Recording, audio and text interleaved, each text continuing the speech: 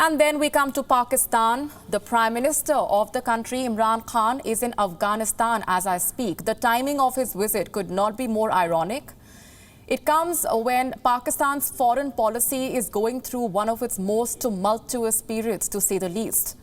The whole of Europe seems to be up in arms against Pakistan. The European Union is questioning the Pakistan Prime Minister's inaction on terror.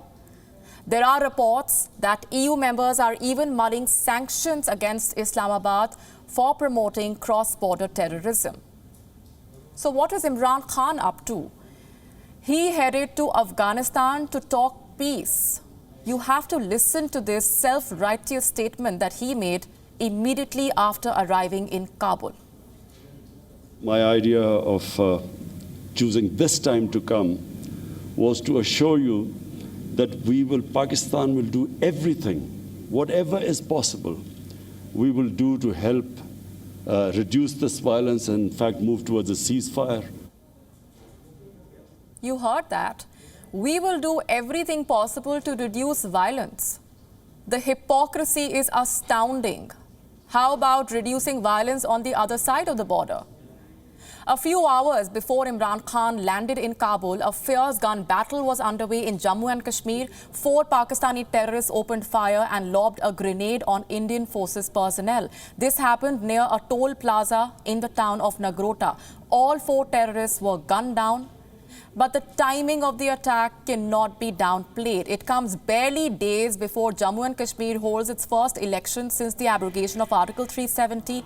Indian forces say Pakistan has ramped up its efforts to keep the situation volatile ahead of these polls. So the Pakistan army is pushing terrorists into Indian soil, and the Pakistan Prime Minister is promising to build peace in Afghanistan. But he is fooling nobody with such tall promises.